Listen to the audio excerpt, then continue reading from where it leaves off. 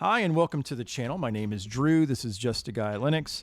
And today I'm going to be talking about my bashrc. Now, I will say this. I feel like my bashrc is incredibly simplistic. And I think that people have been really asking more in terms of how do you set up your two-line prompt than they are interested in maybe the rest of this stuff. But as it stands, there might be a couple of you that are interested in aliases or what have you, especially if you're a newer user. So let's get started. So let's start at the top. And in this line here, this is a check to see if the current shell is interactive. And if it is not, the script immediately exits using return. That's it. I don't know that you need this, but I just have seen other people use it, and that's why I put it in, okay? This line is a command that disables the flow control for the terminal. And by default, Control S pauses or stops the output, and Control Q resumes it. So disabling that means that it's no longer in use, okay? Now, before we talk about aliases or anything else, I'm going to go all the way down to the bottom. And we are going to talk about the prompt right now. I wish that I could give credit where credit is due. I just don't remember. And that is a fact. I just don't remember where I found this or any part of this. Now, let me direct your attention up here. This was an old PS1 that I tried for a while, and I left it there and commented out so that I would maybe use it later. I will never use it. I'm just saying. I will never use this again. But I'm glad I left it in so that I can use it as a explanation. You see colors here, like 32M is green, and so on.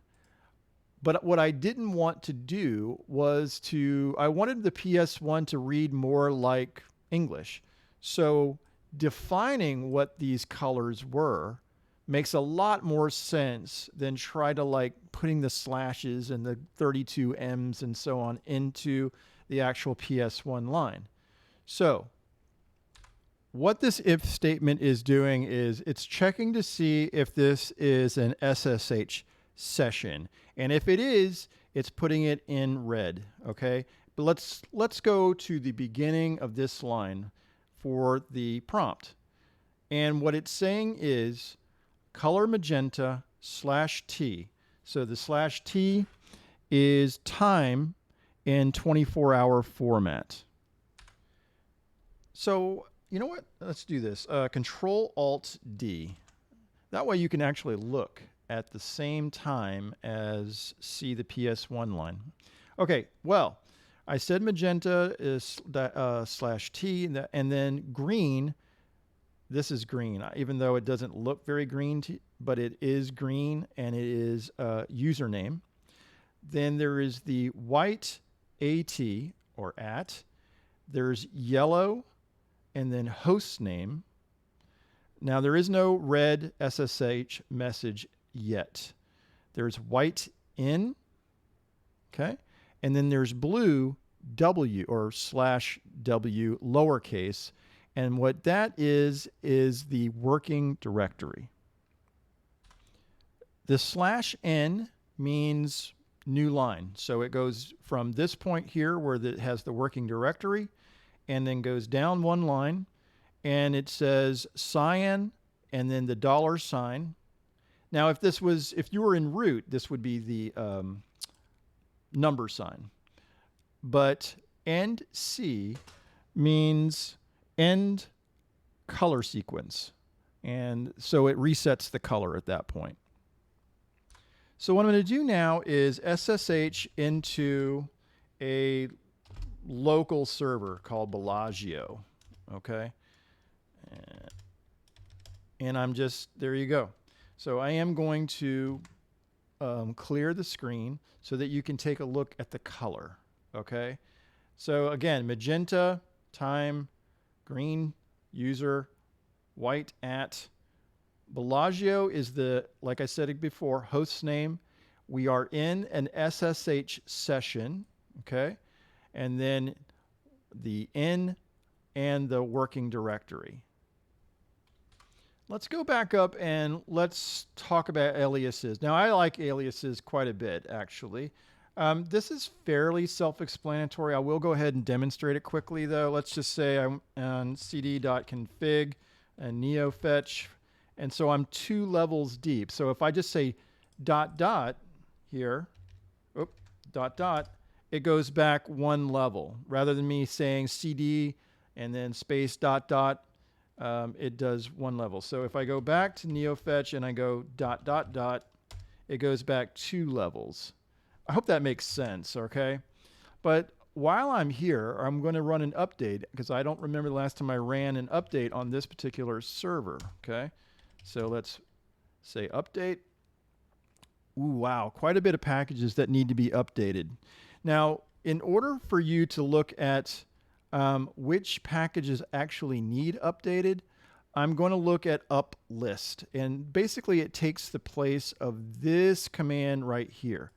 Now, while I'm talking about sudo apt install or sudo apt update and sudo apt upgrade and so on as aliases, if you are using Nala, you can use the same thing. Now, I have not been using Nala, but I don't know why. Frankly, I really don't know why, because it's really, really good. So anyway, I'm going to say uplist here, all right? And there's quite a bit of updates that need to be done. Oh, you know why? Because this particular machine was a 12.5, and now we're at 12.6 Debian. Okay, so that's probably what all this is. So I actually will go ahead and run the upgrade. Okay, and if it takes a little bit more time, I'll just go ahead and pause the video. Okay, in fact, I will right now. Okay, mission accomplished. We've successfully upgraded this Bellagio server. What I'm going to do now, though, is use another alias to exit out of the SSH session, and I'm going to just say X. Rather than type exit or close the terminal or anything like that, I just say X, enter, and I am logged out. Let's go ahead and close this one. Okay, that way you can see the whole thing full screen again. Now, let's talk about a couple more of these aliases. I'm not going to talk about this. This is pretty self-explanatory, but I will say my IP, which I will not do, is a very useful tool, which will tell you what your PC's internal IP address is, and then also what your external IP address is. And since I don't want you to see what my external IP is, I will not be running this, but this is a really useful tool, okay? Now, ls and l, if you are using Debian stable, you don't have an option on EZA rather than EXA. But in the next version, Debian Trixie, I'm not sure EXA will be there, but EZA, the new version, which is written in Rust, will be there. And so ls and l, you get the idea. Ls shows you what, you know, it's a really, really good directory output. And what else?